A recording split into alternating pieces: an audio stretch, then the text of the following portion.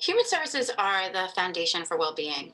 Just like constructing a house requires different types of materials, when you want to construct well-being, you need to have different types of materials. You have to have community supports and resources. You need to have social interconnectedness and certain interventions. And so in New York, those materials for building well-being are provided by nonprofit organizations.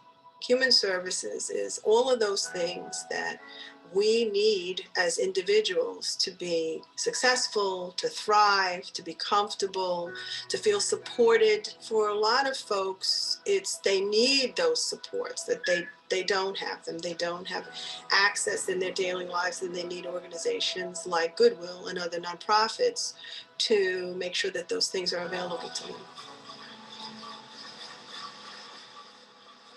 Goodwill has a long history of working with people with disabilities.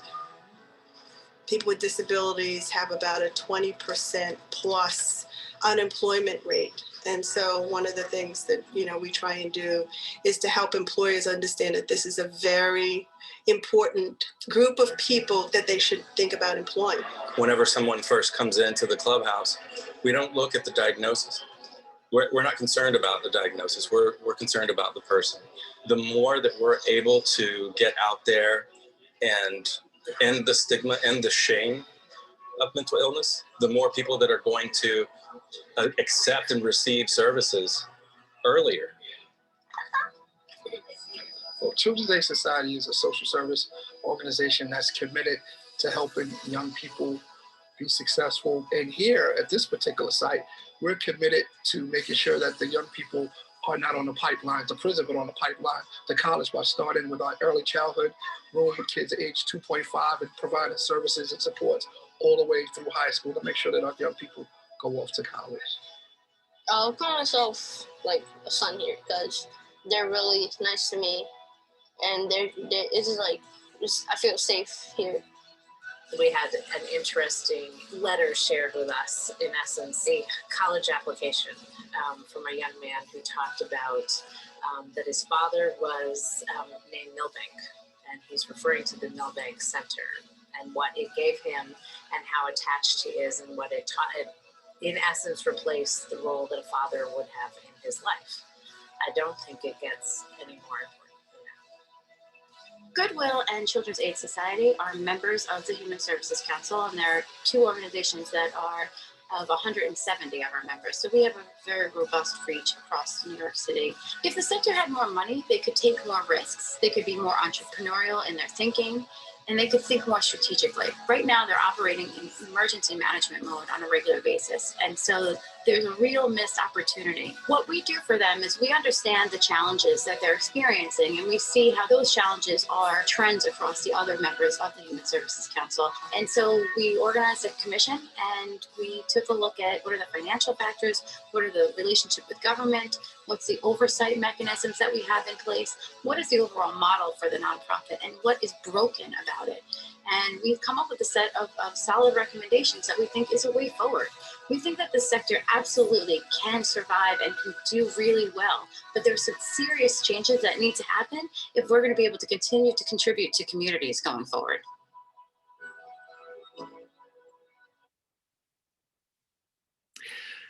Welcome and thank you for joining us tonight for the Tau Upsilon Alpha Human Services Honor Society induction ceremony. I thought that would be a fun video to play because it kind of captures the spirit, at least in urban settings, of the human services profession. I'm Dr. Jeff Peterson, and I'm a faculty member in the Counseling and Human Services Department.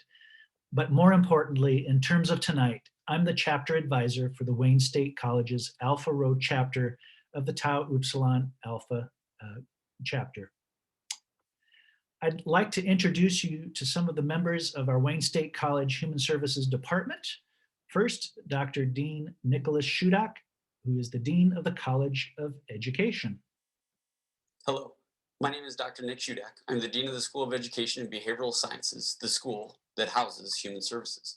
I would like to take a quick moment of your time to extend to you my sincere congratulations for being inducted into the Tau Upsilon Alpha Honor Society. Please do keep in mind that this is truly an honor and a recognition of your hard work, your scholarly accomplishments, and your promise to positively impact the world around us. You may notice that this honor society sounds like a fraternity, which is how they started.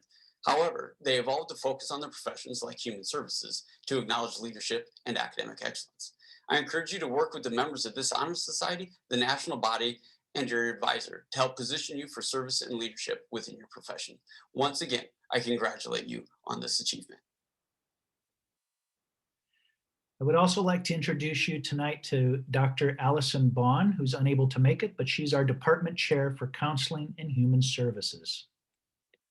Hello, everybody. My name is Dr. Allison Bond, and I am the counseling department chair. As you can see, I brought my party T-Rex with me today as we celebrate each of you joining either the TUA or CSI honor societies. We know that that's really only a piece that demonstrates your academic excellence, but we are incredibly excited to see where your futures and professional careers take you after you graduate from our programs. Thank you all for being here today, and congratulations. I would also like to introduce you to my co-faculty advisor for Chi Sigma Iota Graduate Counseling Honor Society, Dr. Dustin Reed. Dustin, are you with us? Yes, sir. Welcome, everybody. A pleasure to have you here. Congratulations on being where you are right now. Also joining us tonight is the president of Chi Sigma Iota Graduate Counseling Students Honor Society, Ashley Swanson. Ashley, welcome. Hi, everyone, and welcome to TUA Honor Society. Tonight's a very special night because we're going to honor some very special people. Each one of our honorees tonight has a dream that they believe in. They are here because they have excelled academically, but not only do they have beautiful dreams, but each one has a beautiful heart as well. They are committed to the field of human services. Human services is a relatively new discipline made up of competent, hardworking, and committed individuals who strive for quality service delivery. Human services is an extremely broad term. It encompasses many different ways of helping people, such as national government programs like Head Start or regional ones like the Behavioral Health Education Center of Nebraska, also known as Beacon. Human services are found in nonprofit agencies like Boys Town or Haven House Family Services here in Wayne, and in private agencies such as Heartland Counseling. We believe that the best definition is a broad one: activities that focus on helping people in need live better lives.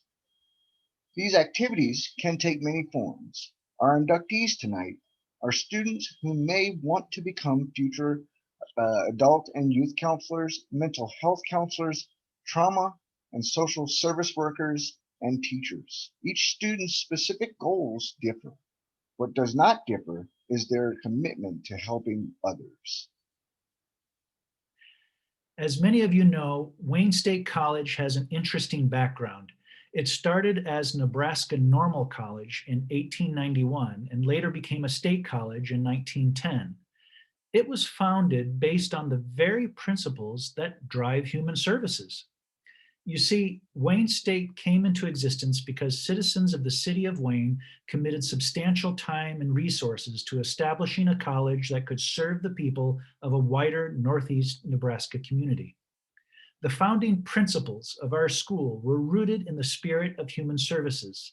This is because community service has been central to the mission of Wayne State College. The school was created to serve the unique needs of our rural area, serving a small town and rural constituency, which has been one of the college's main strengths and responsibilities. Wayne State provides services and programs that enrich the lives of individuals and communities throughout the region. And most importantly, it has provided an access to quality and affordable higher education to people who otherwise might not have had that opportunity. That is the very spirit of human services, which is often confused with the idea of charity or handouts. But in reality, human services is focused on building opportunities for all people in our community. And we will hear more about that later from our tonight's keynote speaking video.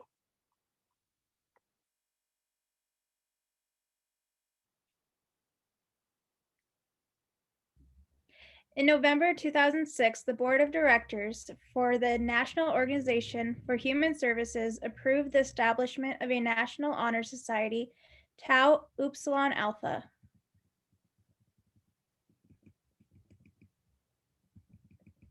Members created an honor society whose mission is to honor academic excellence, to foster lifelong learning, leadership, and development, and to promote excellence in service to humanity.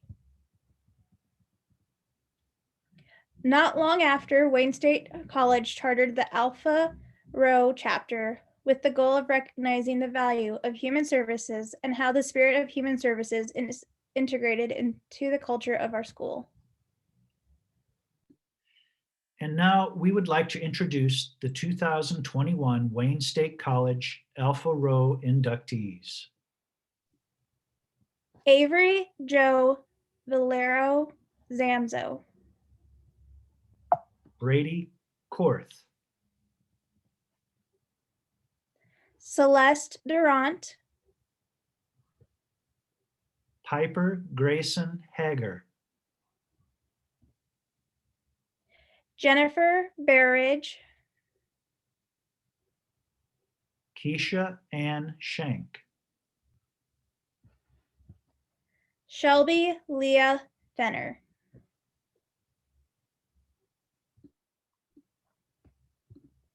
And now the administration of the membership oath.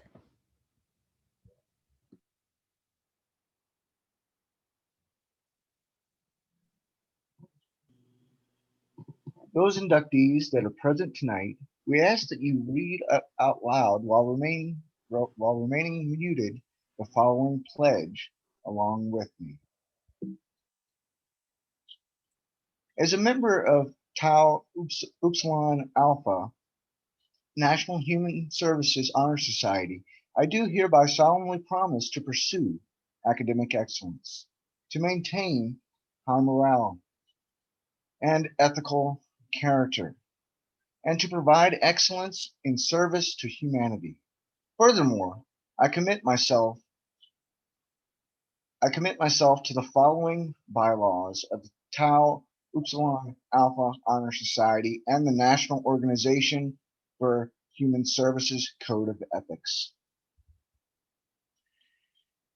I know this is a little bit different tonight, having to do this virtually. Normally we do this membership pledge together, but in spirit of that tradition, we want to congratulate you, Dr. Reed, Ashley, and I proclaim you duly inducted into the Tau Upsilon Alpha National Honor Society.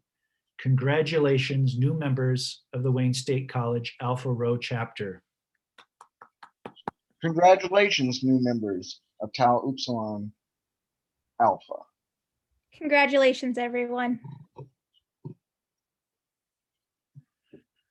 All right, well, before our final 15-minute keynote video, I wanted to remind you that members are eligible to purchase graduation cords that can be worn at graduation that commemorate the achievement, and that those cords are also available at the TUA website. And students can also find that link in the TUA Canvas course shell. Also, at the end of tonight's Tau Upsilon Alpha ceremony, we will pause for 10 minutes, after which we will start the Chi Sigma Iota Graduate Counseling Honor Society ceremony, which will recognize outstanding graduate students attaining their master's degree in counseling and school counseling. Those of you who are interested in remaining for that ceremony are welcomed to do so. And now our keynote video, which features Irv Katz, President Emeritus of the National Human Services Assembly. He talks with us tonight about the need to advocate for the importance of human services in our society. You know, what we do, what all of you do in your communities and in your work is really a part of the national purpose, right? But it's not understood that way. And that's sort of where the National Assembly and others began to look at what we're saying and how it's being received by the public. I could give you a litany of the challenges out there. You all know them, but let me just cite one. And that is that the percent of non-defense discretionary spending, what a term, that goes, the percent of the GDP that goes to domestic spending essentially is at the lowest rate it's been at in decades. Thank you. It's at the lowest rate that it's been at in decades, at about 2.6 of GDP. Look at that, and look at the fact that the funding that we use to serve people comes under the label of discretionary. And you know that we've really not made it into the big leagues of national purpose. And how do we move into that? The National Assembly is an association of about 80 of the leading national organizations in human services, including the Alliance, happily. And we began to realize that that was a critical issue a few years ago as we were advocating for public policies on the national level and finding that one program was being pitted against the other, that we really weren't getting through to public officials. And if we're not getting through to public officials, we're not getting through to the public, because that's who informs public officials in an ideal world, at least.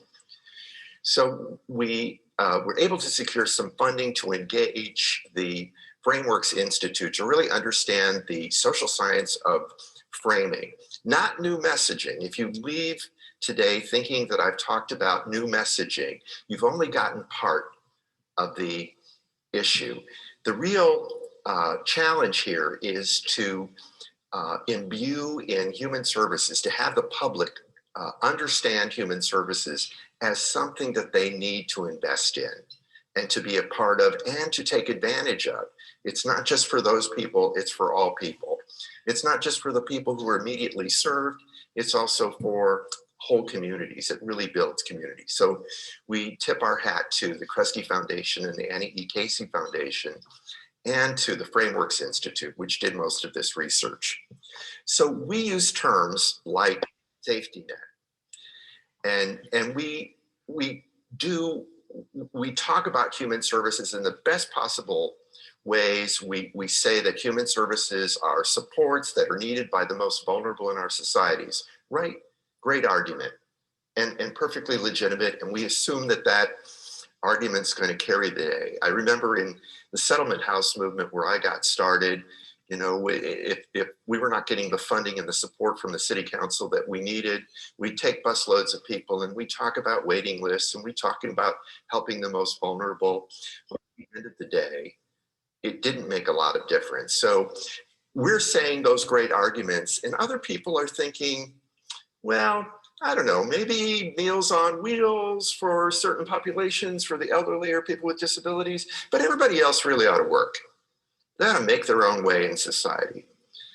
And we represent that kind of thing, but it's not understood that what we do is really a pathway to that. So there's a big disparity between what many in the public understand about human needs and human services and what we know to be the truth. We use terms like safety net, and that's a term that's almost sacred in the nonprofit sector, right? We figure if we, you know, I remember in the wake of the 07-08 economic downturn, and a lot of us said, hey, the safety net's being strained, this is a big issue, and we thought that would carry the day. It doesn't really carry the day because some people view the safety net as this.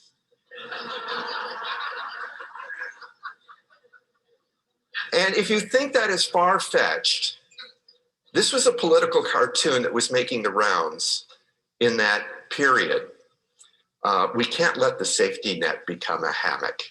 And it shows a political leader, presumably, cutting off the moorings of the hammock, the safety hammock.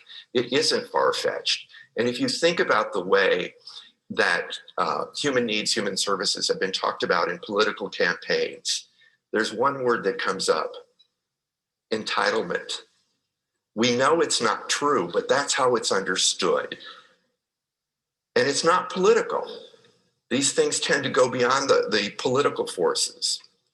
Part of the issue is human services are really hard to understand. We in this room understand that assortment of programs and needs and populations and bureaucracies and policies.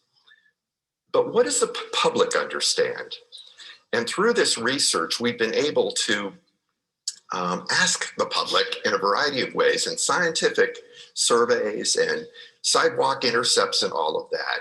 So think about how you think the public would respond if you ask them, what do you think of when you hear the term human services? Here are the responses.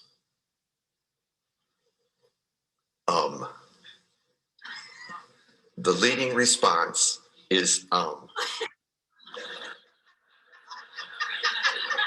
And then we're confused with terms like human resources, human relations.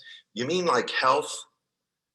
And the closest we get, which is sort of a good thing, is you mean like the Red Cross. These are actual responses from thousands and thousands of people who really don't understand what we are, what we're talking about, and the great value that human services provide.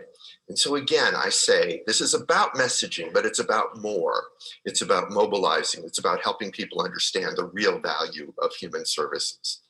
The research allowed us, and this is really kind of a busy one, and there is a publication called Mapping the Gaps that you can get from the National Assembly on this subject.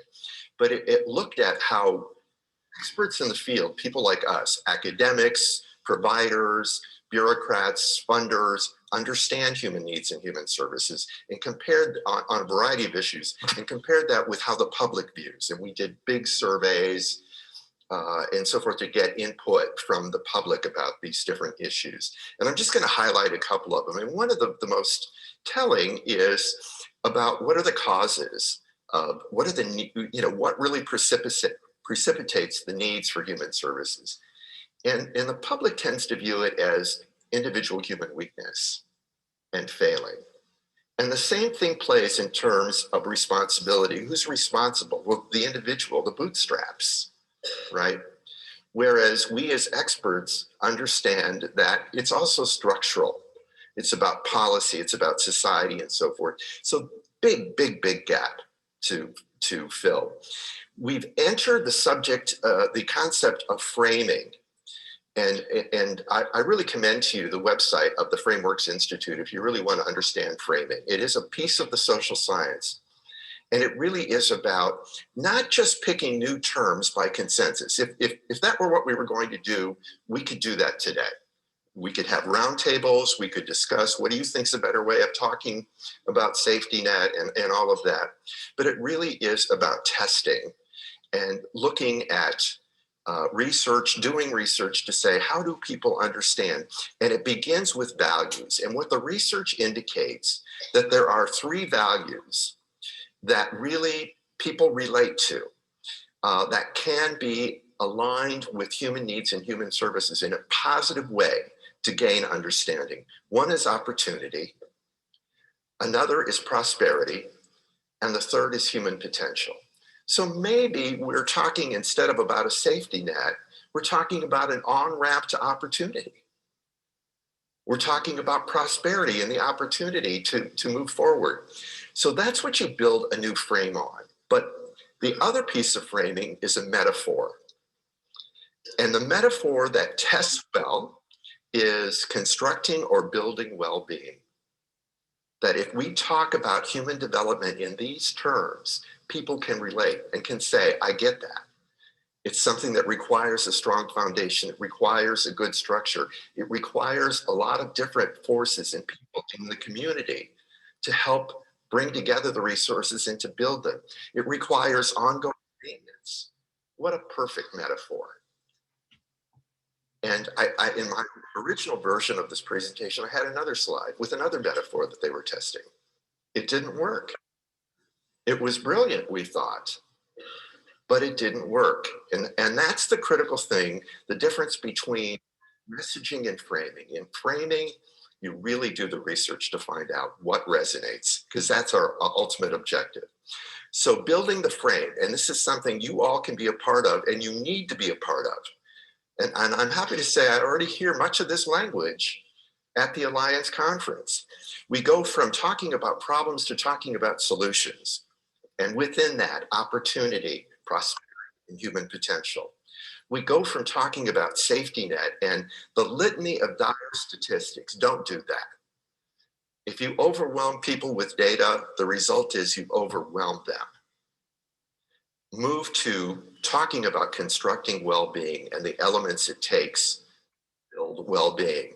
And talk about the fact that it is the responsibility of all of us and the benefit of all of us. Because one of the other big divides is that the public tends to view human services in terms of the individual responsibility and the individual benefit, when we know it is the community that benefits, it's society that benefits. What we're doing now, and we invite you to be a part of, is to go from this new frame. Again, write me. I know the Alliance will be disseminating the messaging memo in the toolkit very, very shortly, as soon as they get it, to their great network, because they're a great participant in this process. To go from using the old language and the old things that we're comfortable with that we think work but aren't tested, to using the new. And we think that we can make this a movement, building from the service sector. We are a powerful force in American society. If we talk to our staff and we engage our staff in the new language, and we engage our volunteers and our boards and our clients, we start talking differently, start advocating differently, start marketing differently, using opportunity and prosperity, human potential, building well-being. We can influence popular culture. And if we influence popular culture, we can influence policymakers. Thank you so much.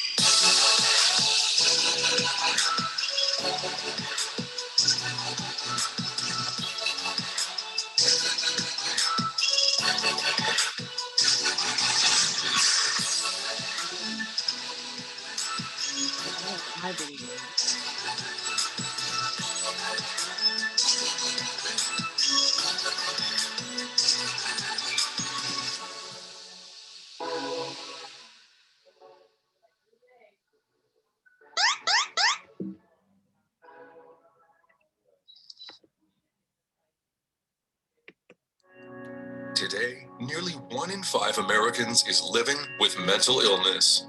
Although behavioral health care has improved over the last decade, 56% of Americans still lack access to the care they need. In rural areas like western Nebraska, access to behavioral health care dramatically declines, leaving even more people untreated.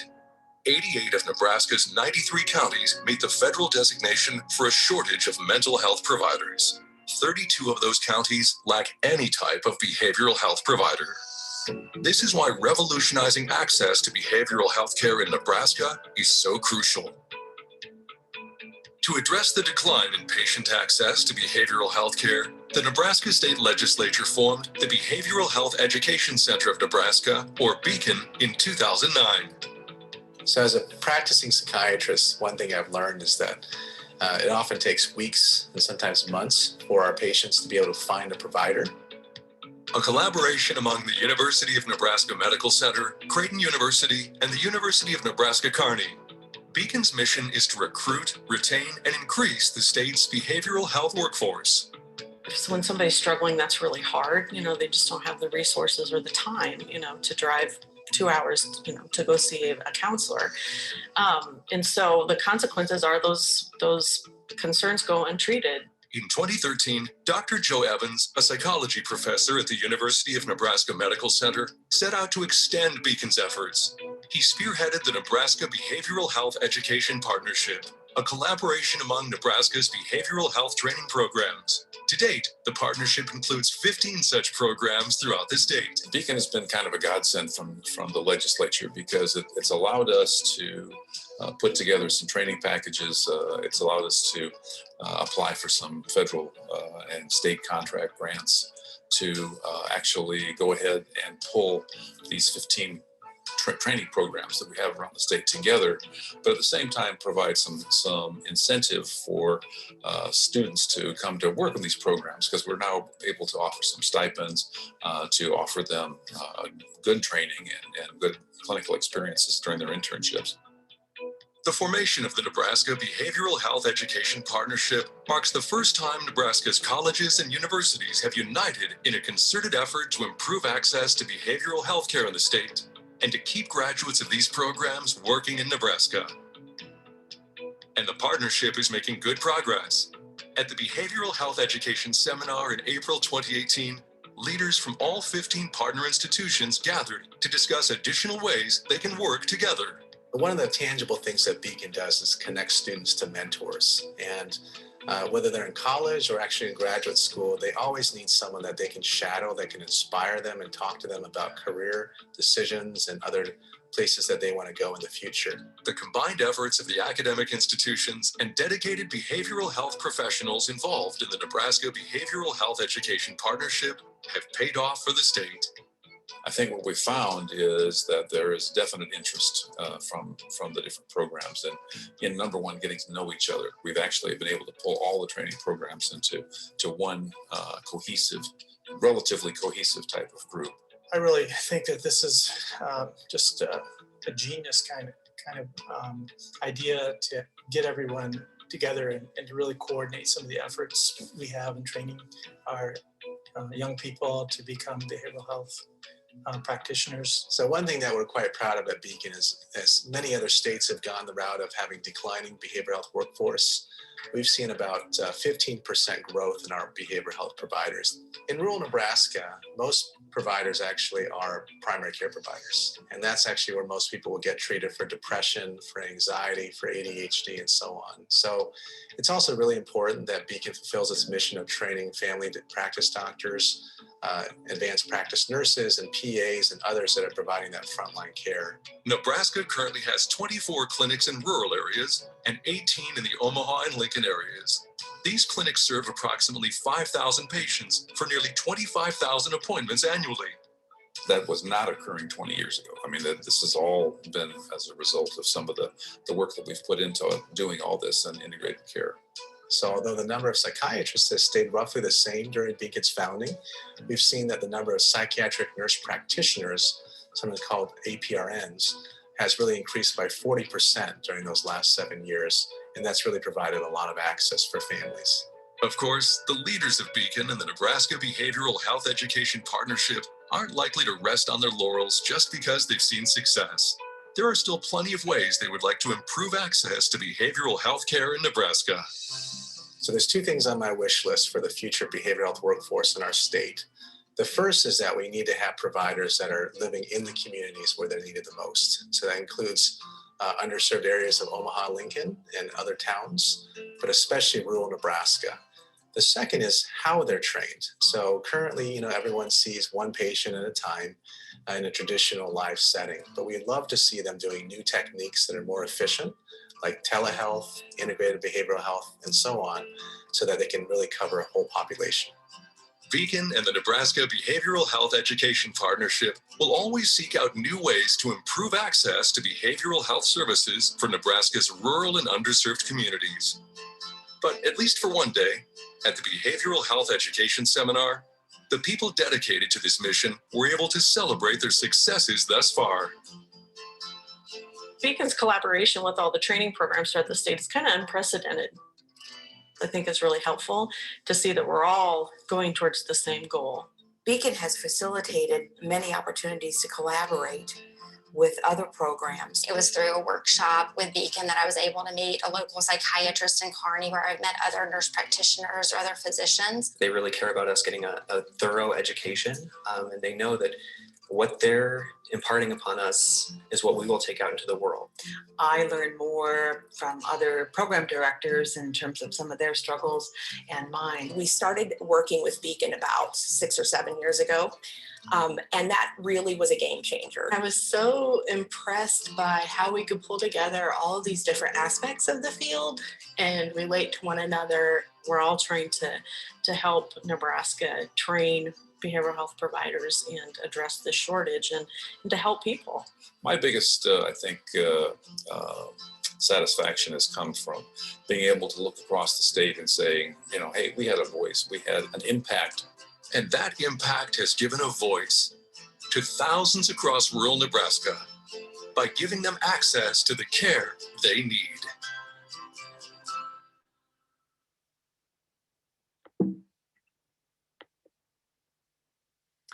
All right, welcome and thank you for joining us tonight for the 2021 Chi Sigma Iota Counseling Honor Society new member induction ceremony. I thought the Beacon video might be a good way just to kind of make sure you're familiar with all of the great programs and the great services that are run through that agency because they're definitely an asset for our state. I'm Dr. Jeff Peterson, the Chi Sigma Iota Chapter Faculty Advisor for Wayne State College's Chi Sigma Lambda Chapter. That's the name of our group. Tonight, we honor some very special graduate students in the Counseling and Human Services Department. Each one of our inductees has demonstrated a commitment to academic excellence and awareness of the importance of advocacy and community service, and have engaged in leadership in the counseling profession. Not only are they dedicated to further the advancement of the counseling profession, but they're also some pretty outstanding people whom we are all very proud of. Before we introduce tonight's inductees, I'd like to first introduce you to some of the other members of the Wayne State Counseling and Human Services Department. Dean Nicholas Shudak, Dean of the College of Education. Hello, my name is Dr. Nicholas Shudak. I am the Dean of the School of Education and Behavioral Sciences, the school that houses your program. I would like to take a quick moment of your time to extend to you my sincere congratulations for being inducted into the Chi Sigma Iota Honor Society.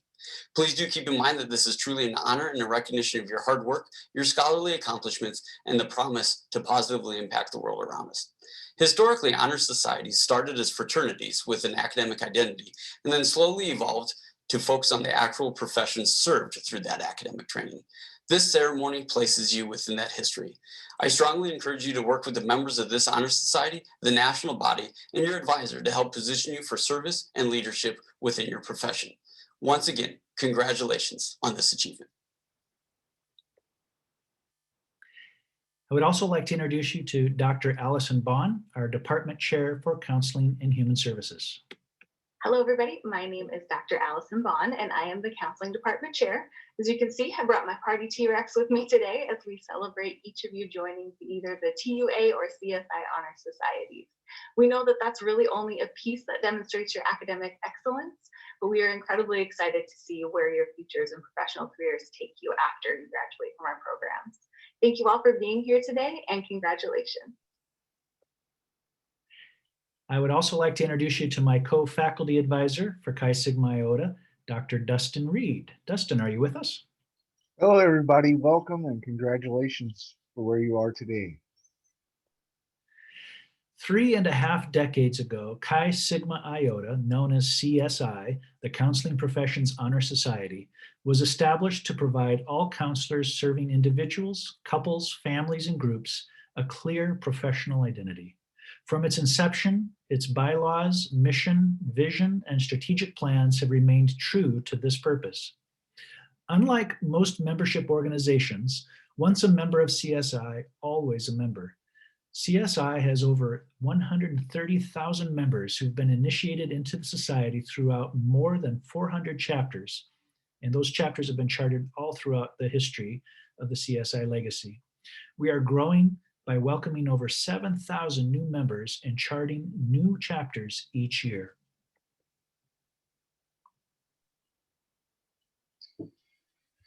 Those who are invited to declare their membership pledge to publicly declare their commitment to striving for high standards of scholarship and clinical practice. CSI has also recently expanded its focus to include an emphasis in codifying wellness promotion into our counseling identity, practice, and research. This is because CSI is uniquely positioned to provide leadership and advocacy for wellness counseling practice and research via our vast network of professionals and students nationwide. Every specialty in counseling is represented in the Society's membership. Chi Sigma Iota has an earned reputation as a mentor of future leaders and advocates for the professional counselors and those that they serve. The core mission of CSI is to promote scholarship, research, professionalism, leadership, advocacy, and excellence in counseling. It is also to recognize this high attainment in the pursuit of academic and clinical excellence in the profession of counseling. As you saw at the beginning of our ceremony, the Behavioral Health Education Center of Nebraska, also known as Beacon, is a tremendous resource for both clinical mental health counselors and school counselors in the region. Every few years, they conduct a school mental health summit where key stakeholders come together to discuss ways to address mental health challenges in our public schools. While our Chi Sigma Iota chapter had to take a pause during the COVID-19 pandemic, it's events like these that are oftentimes central to both our on and off campus activities. So I just wanted to give you a quick taste of what that might be like. Here's a clip from 2017.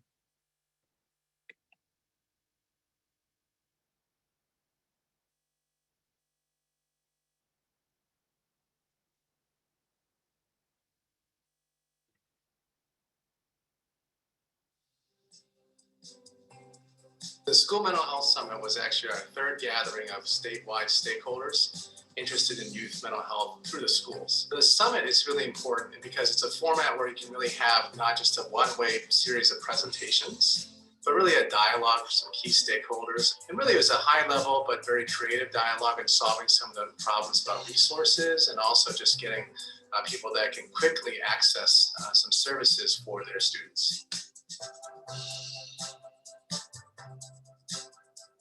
In listening to our schools and listening to the people that are coming in, our presenters, and looking at our survey, We're just, I think schools are coming back and saying that they're seeing an increased number of disruptive behaviors in the classroom, an increase in our teachers of not knowing what to do specifically to help out these kiddos, and also with our families. Some of our families are coming to the schools to say we need help. And so I think those challenges are increasing. I think the intensity of the behaviors that we're seeing with kids are increasing, and some of our teachers just don't feel well enough equipped to handle the kind of issues that they're facing. So they just would like more help. Our major challenges would be access to programs and access to practitioners. We just don't have those people in our areas. And I think the main challenges of mental health issues across districts in the state are a clear understanding of what mental and emotional health issues are. So I think we need to identify resources. We have to have some type of mapping, resource map, to where we can have resources to go to tap into those to help us in our districts with those students. I was wanting to make sure that everyone else here had an understanding of the struggles and challenges we have in rural Nebraska, how they're different than the other parts of Nebraska. And what I realized after being here is that the challenges aren't really different.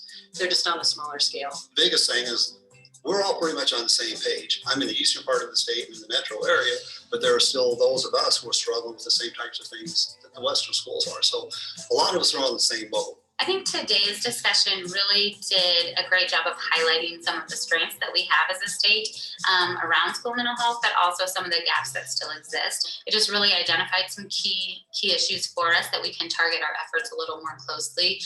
And I think it just provides a platform for us to move forward from. So in order to make some change in terms of school mental health in Nebraska, probably the best suggestion I can make is to start small and to monitor progress and to really start slowly so that you can encourage buy-in across all of your stakeholder groups. So we talked today about small tests of change and really following kind of a quality improvement model rather than moving forward with really large changes, which can, if not directed the right way, can lead to kind of disaster. And so we want to start small and work collectively, get buy-in by moving somewhat slowly. Being part of the summit today really has validated for me that our partners in education are equally committed to making some of those goals realized for youth and children with behavioral health conditions. We all have equal partnership opportunities and equal responsibilities to make sure that youth and families are getting the services they need when they need them. So the summit hosted today by Nebraska leadership was fantastic in terms of driving forward not only the momentum, but also some actionable steps to actually advance school mental health in the state.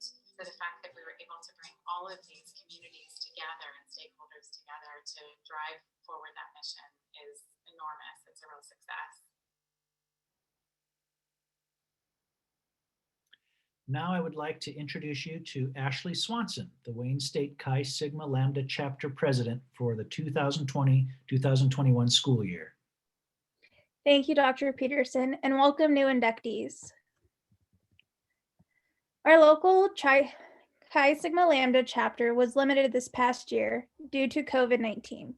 However, we were often involved in community service projects focused on education and counseling and advocacy. We also serve as leaders in the Counseling and Human Services Department.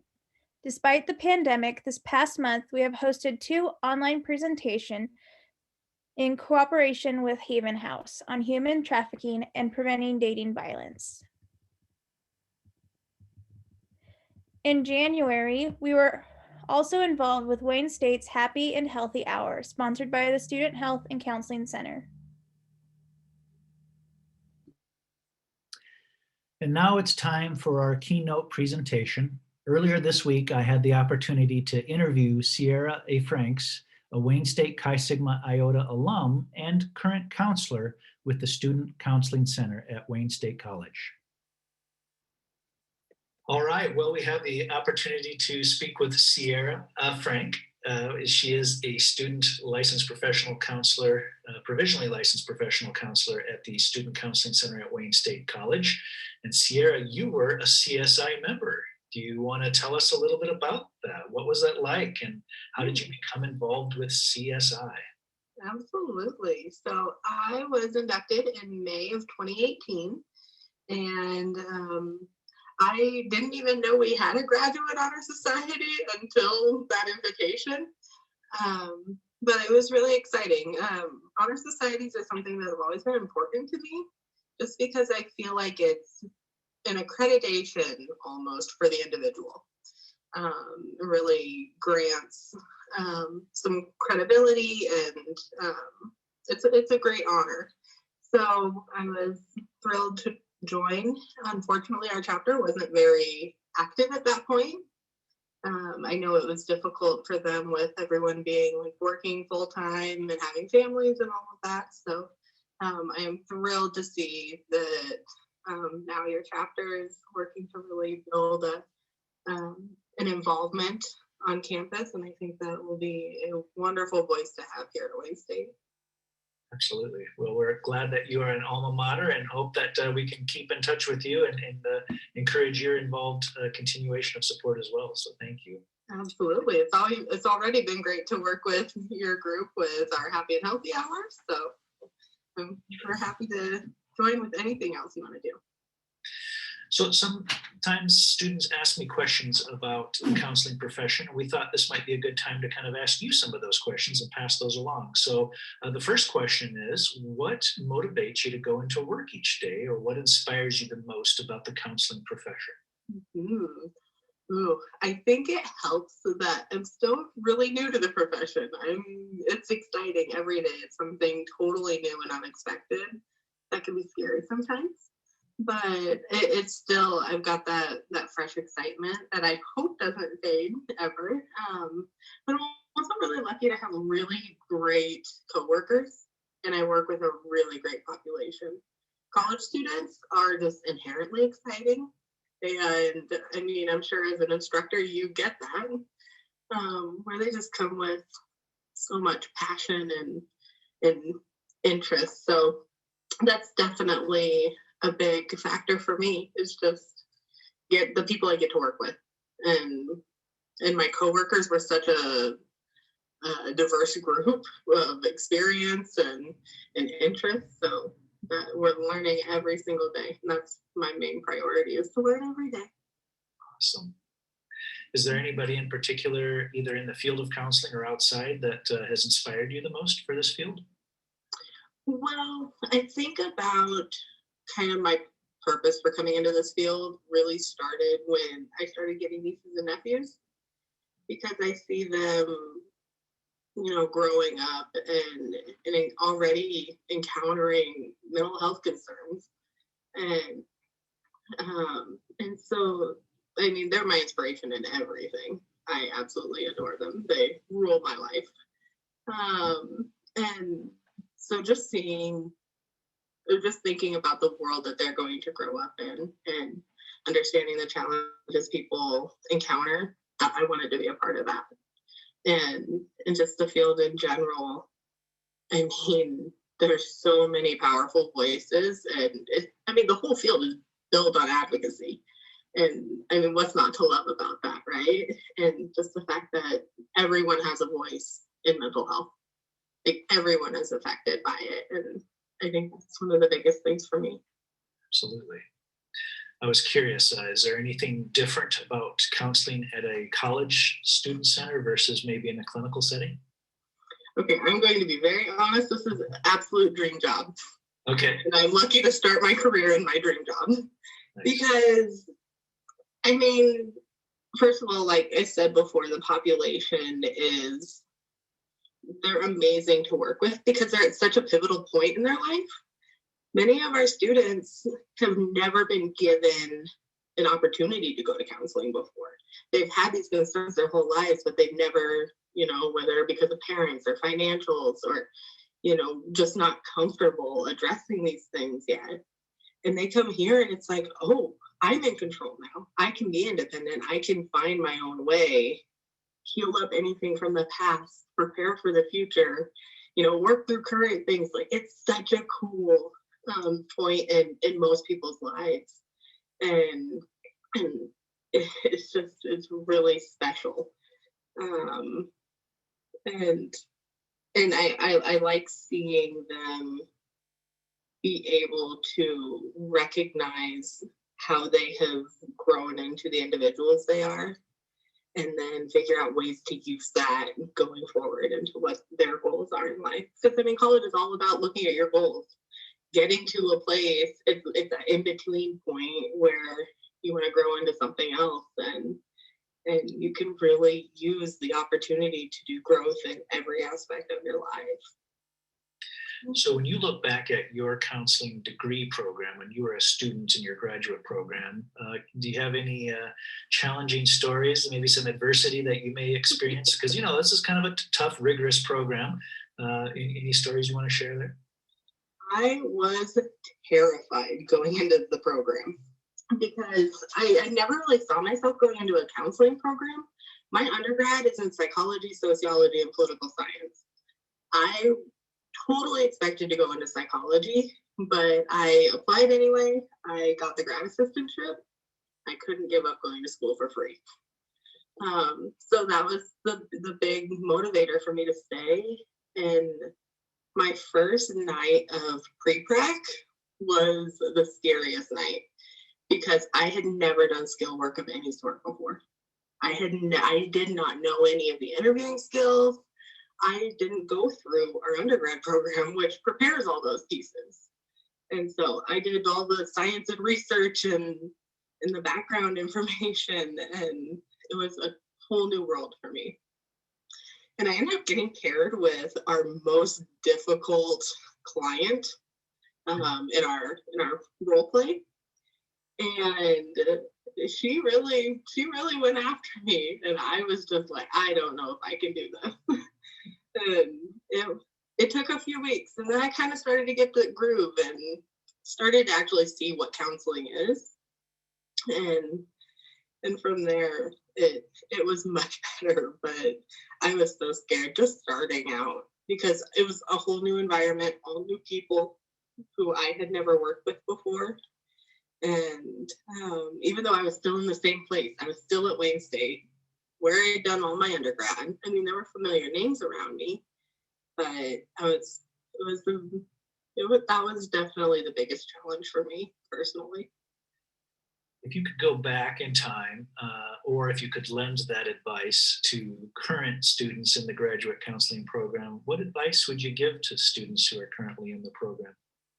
Ooh, that's a good question. I think the main thing that comes to mind for me is just patience. It's just trusting that you don't have to know everything all at once. Once you get out in the field, you're constantly going to be learning and growing more. When you feel like you are in that role of going in the first day and you know nothing, I mean, trust the process. That's what grad school is all about, is looking at those very specific things of what a counselor does and putting those pieces together into, getting a better idea of what you'll be doing in your career.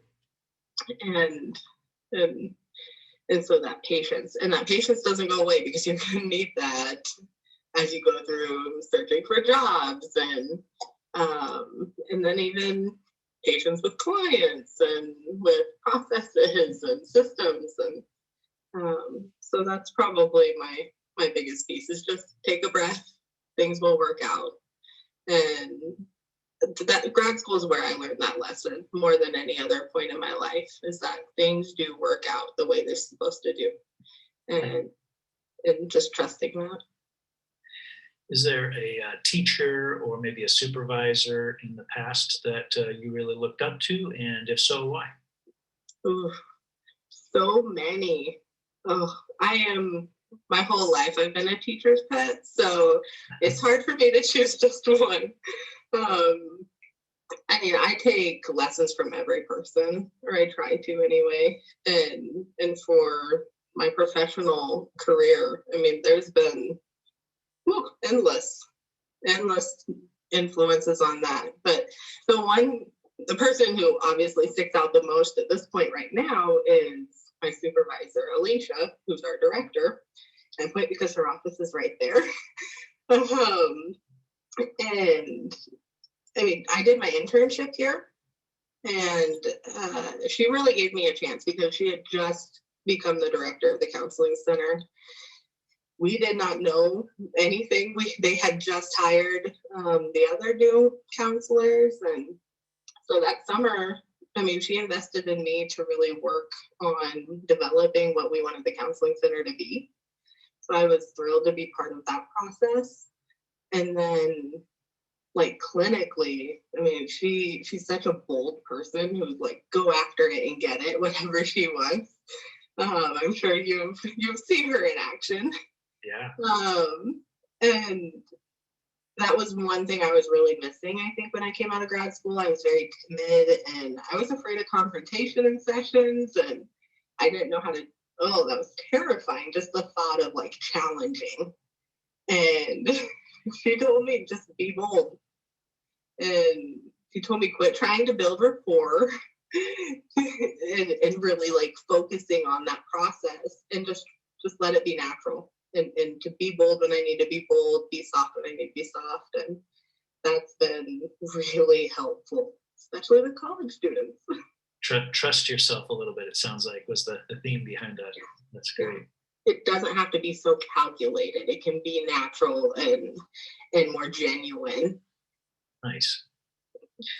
Well, one last question that can be really helpful for graduate students, especially those that are trying to manage so many things in their life these days. Do you have any secrets in terms of self-care and how you balance your work and home life? I guess the good starter is that I don't have much of a home life. I'm not sure that's a good message for us to be sending to them. I just mean, like, from the time I started the program, I have admired so deeply the people who have families and full-time jobs and all of these things that they're doing on top of school. Like, it was unbelievable to me that they could balance all of that. And even now, like, I am just responsible for me. I don't have like a whole network of people I have to worry about. I have a really good supportive family. And I'm also fortunate to have a job that I don't have to take a whole lot home with me. It's a job that I mean, it's an 8 to 5 job. I mean, once a month I have to be on call for the week. But I mean, I know that's a dream in this field. And I am so very grateful for the opportunity that I have. But I mean, there's still really hard instances, really tough client circumstances, really, I mean, those worries. And I have anxiety myself. And sometimes those things are hard to shake when you're lying in bed and you can't sleep. And I try so hard. That was actually my New Year's resolution. I'm not a New Year's resolution person, but this year I decided that I need to focus more on practicing what I preach. Nice. And so every time I tell a client, like, give them a coping skill or some sort of like thought challenging strategy or something, I kind of have it in the back of my mind that I need to do this too. I need to be a good role model for them. And so that's something I've worked a lot on this year, and so far so good. And so it's really just investing in yourself so you can invest in others. And that's kind of where I am with it. Any closing comments you want to share to the Chi Sigma Iota new inductees coming into the chapter? Well, first of all, congratulations. It's a huge honor, and I'm sure you're all doing wonderful work. And whether you're in the field already, as so many grad students are, or as you prepare to set off and be counselors of whatever type, that's the coolest thing, is there's so many different types of counselors in our field, and we need them all. And so I'm just really happy for you guys, and I know you'll go out there and make Wayne State proud and be a good representative of all we stand for. And make yourselves proud too. I mean, that's just such an important thing, that acknowledge the good work you're doing, and really give yourself credit for that, because I mean, it's so important what we do, and I hope you can recognize that as well, because that's what keeps us going. That's why we're here. Well, thank you, Sierra A. Frank, for celebrating with us the induction of the new members for 2021 for Chi Sigma Iota chapter. Thank you again for taking the time tonight to visit with us. Thank you so much for having me.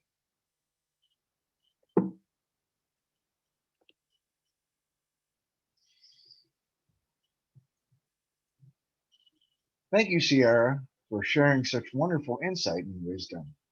Before introducing this year's inductees, we would like to recognize 3 students who will be inducted individually in April. Molly Moreau Sullivan, Stephanie Concola, and Tanya Damian Burrows. Now, we would like to introduce our 2021 Chi Sigma Lambda inductees.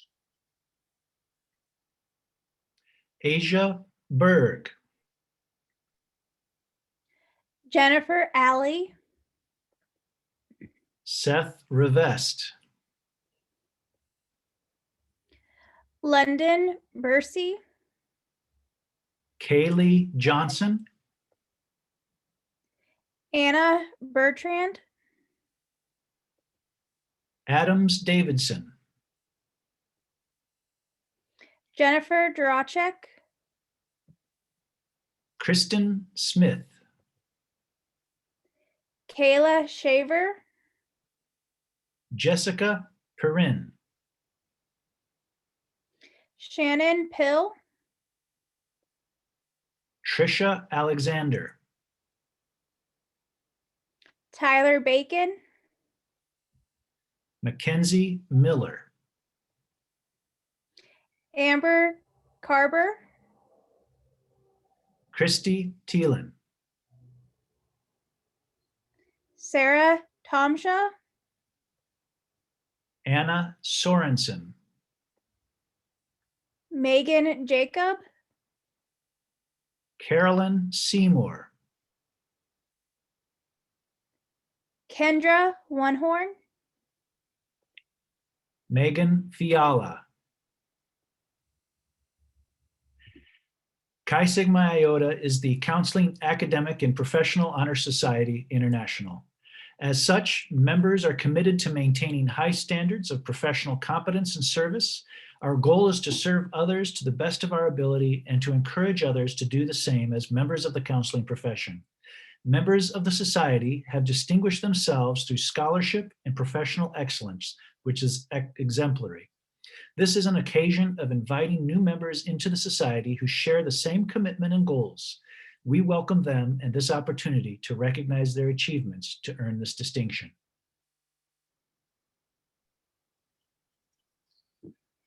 Candidates' applications have been reviewed and acted on favorably by the International Office of Chi Sigma Iota and the Executive Committee of this chapter. We are pleased to present these candidates as worthy of membership in the Wayne State College Chi Sigma Lambda chapter of the Chi Sigma Iota International Honor Society. Membership in the society will have special meaning to each of you. The common meaning, however, will be the same. You are dedicating yourself to continued excellence in both scholarship and counseling practice. As such, you ascribe to high standards of performance in all that you do. On this occasion, you are asked to publicly declare your commitment to striving for high standards of scholarship and clinical practice. If you will accept the rights and responsibilities of membership embodied in the bylaws of the society, please answer, I will. I will. I will. I will. I will. I will. I will. I will. I will. I will.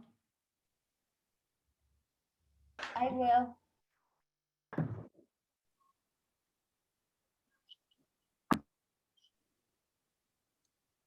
Further, you are asked if you are willing to continue encouraging excellence in the professional settings in which you work.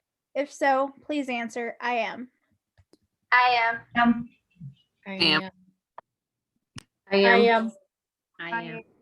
I am. I am. I am. I am.